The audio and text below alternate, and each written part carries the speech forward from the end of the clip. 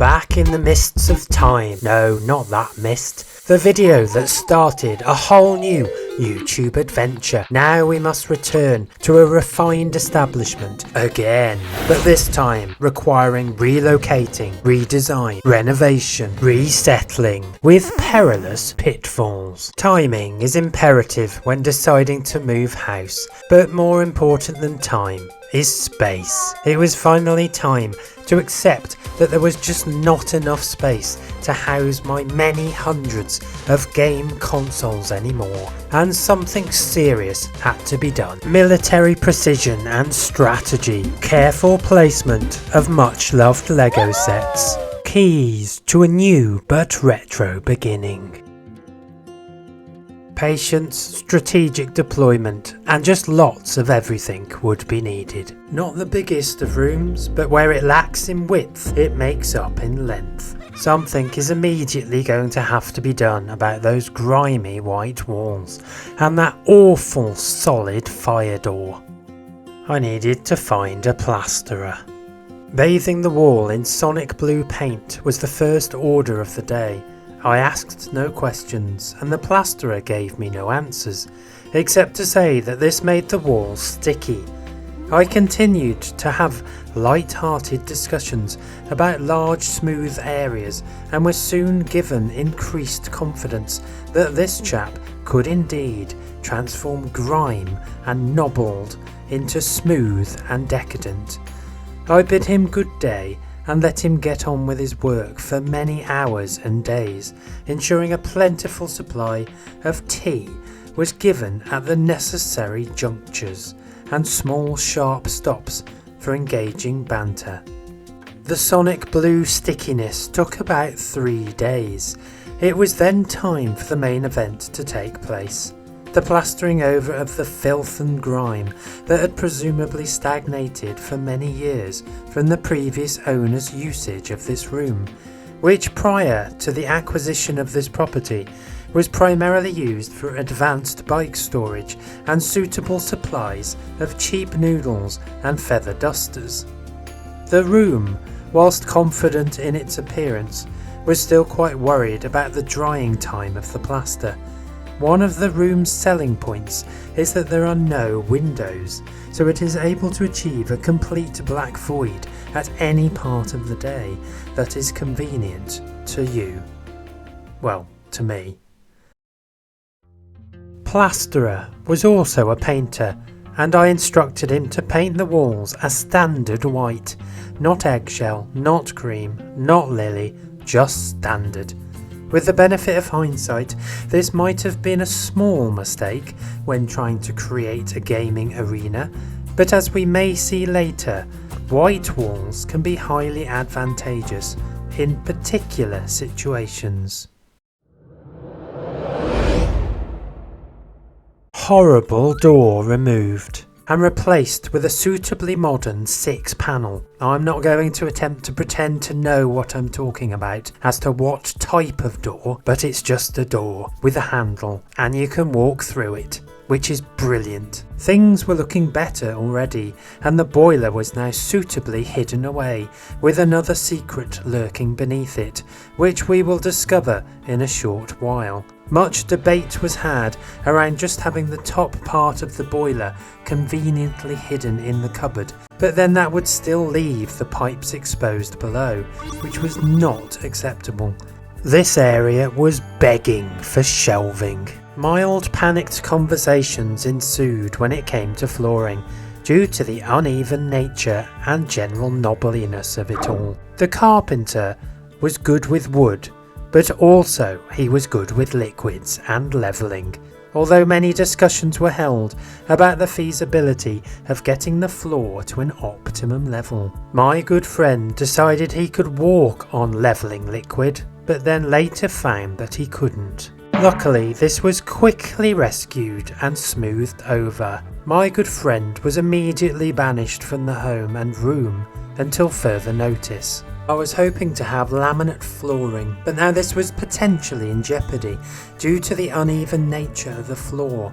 It even required an advanced discussion with the floor experts to confirm that laminate would actually be okay. The small grey lake took days upon days to dry and form, and looked more and more like a standard concrete floor every day. A dehumidifier was needed, so I managed to purchase one off Amazon that performed a little more efficiently than the plasterers and required emptying at least 3 to 4 times a day. Still multiple pipes that needed hiding. I had originally thought of keeping all the pipes for some sort of authentic Mario pipe experience, but the pipes were the wrong colour and it was just a terrible idea. Possible opportunity for additional storage, but pipes need to be hidden. One of the electric points will go there. Quick fix for cat flap removal. I like the door, but I might find a little sign to cover that. There must be no additional access points for small animals to pass. Finalising of pipe coverage continued as the floor continued to do its drying thing. Not really thought too much further about what to do with the wood. The carpenter said I could paint it. I said I wasn't very good at painting, and then we both laughed. Pipe hiding very important up here, for this is the only part of the room that could comfortably fit a cinema screen. Always a dream of mine to have a fully immersive room with screen. So work continued with as much pipe hiding as humanly possible. Some people hide wires into walls for advanced sound systems. I hadn't really thought that far ahead as to what I wanted where, which may have been a foolish oversight, but sometimes these things just happen. Hiding of pipes was already making me feel happy, but there was still an awful lot more to do. After much time and effort hiding pipes, more pipes were generated in the form of electric. And because it's the future, each double socket appliance came with the requested dual USB sockets placed in every corner. Laminate flooring caused no problems, although the carpenter said the floor edging was an absolute nightmare and he never wanted to see anything like it ever again. The laminate is sat on some simple underlay. The shop said it was the thickest you could get, but it still seemed quite thin to me. The room was trying to be done on a mild budget. Floors are expensive. This is a mid-range floor that was on offer, and with suitable negotiation skills deployed, I was able to get another £55 off the price, which I was delighted with. Just a few final bits of fiddling and tweaking and getting the final bit of trim in.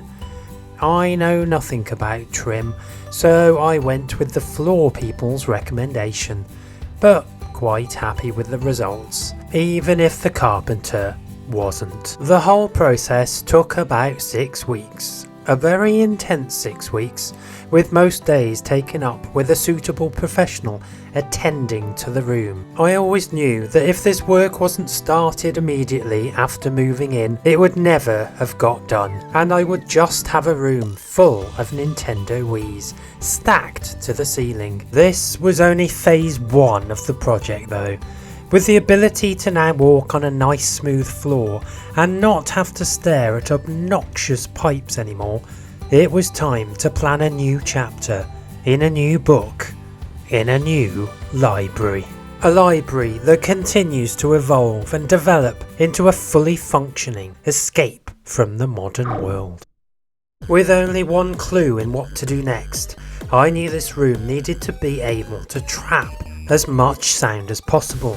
So it was time to fiddle about with sound absorption panels. These are very easy to stick on and apply. Rip the back off and hold for a few seconds and stick. These won't completely remove sound, but allegedly they will help absorb. The start of the multiple glass units needed to come down to try and attempt some formation of sense. Having stared for approximately 8 hours at a blank room, I was finally ready to engage, opted for a cheeky pull-down projector screen. Let's see that again, in dramatic slow motion.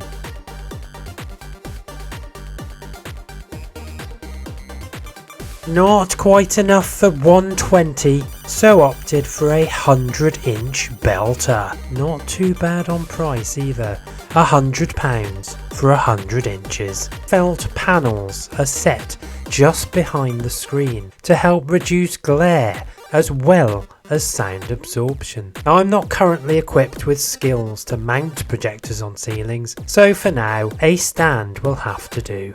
Fed up with unheard of substandard projectors, opted for another unheard of projector, but this time packing a humongous shift in quality with 4K and 3D on board, causing additional obsessions to ensue and quickly collate a bespoke 3D Blu-ray movie collection, many of which are cheaper than a bag of hula hoops.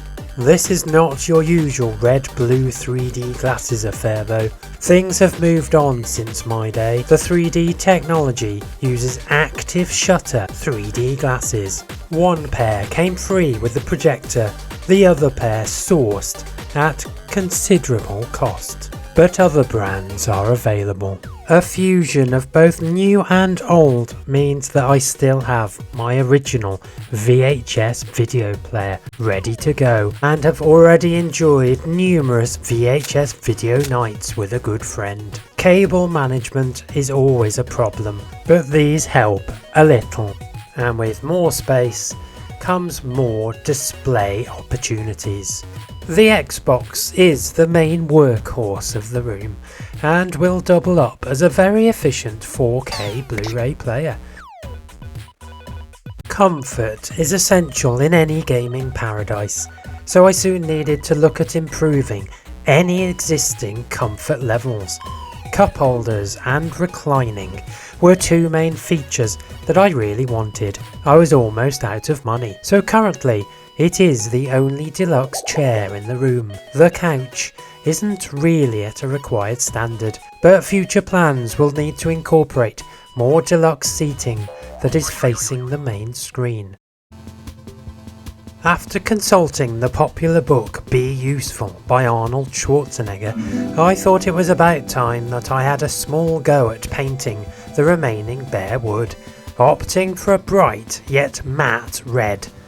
This room is not exclusively a movie room, so I didn't want to sit in a large black room that reminded me of a coffin, so the balance here was vibrant but non-reflective surfaces, as the room doubles as a game and general entertainment room.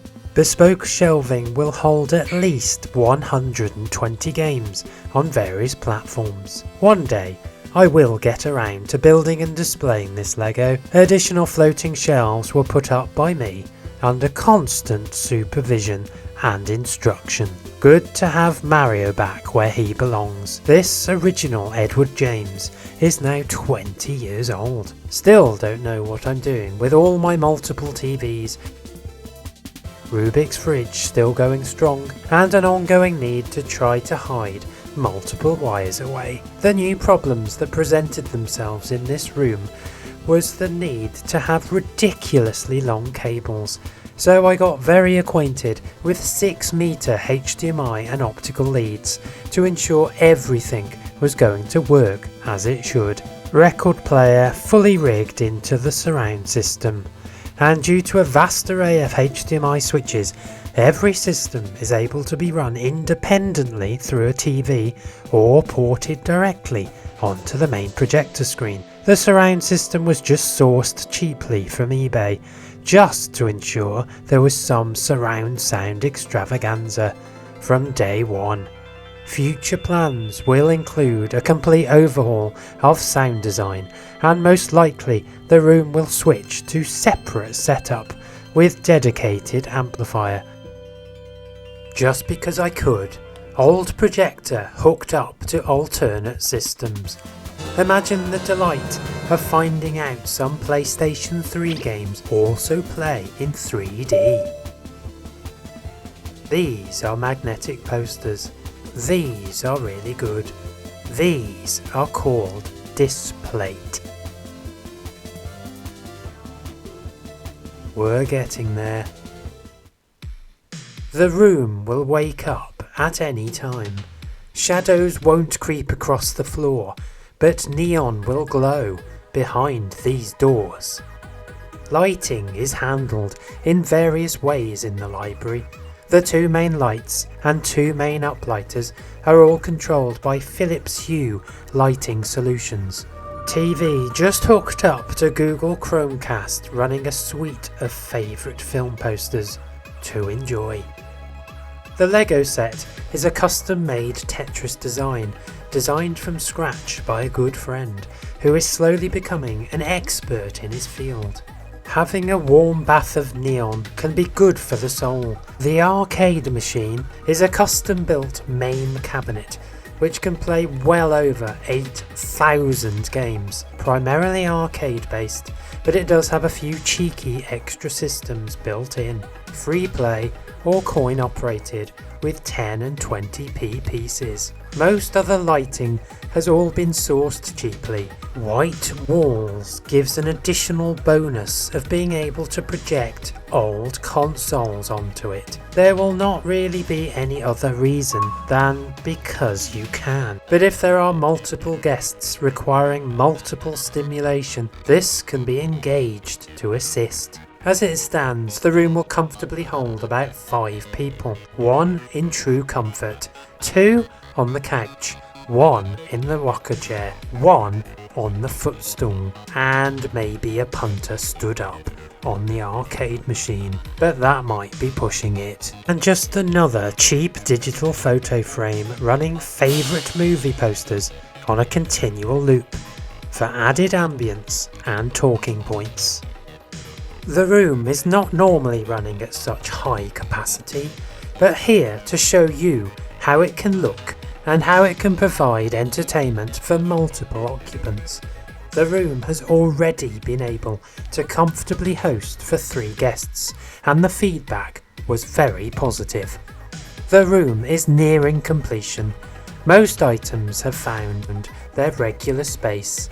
Nothing will ever be perfect, but at least now most of my gaming devices can be housed in one dedicated area. The room benefits from being able to be sealed off from the rest of the home, and with its own downstairs toilet facilities can ensure no additional noise pollution from guests. This has been a lifelong ambition to have a fully operating game and movie room, and if you have made it this far, I hope you have enjoyed the journey.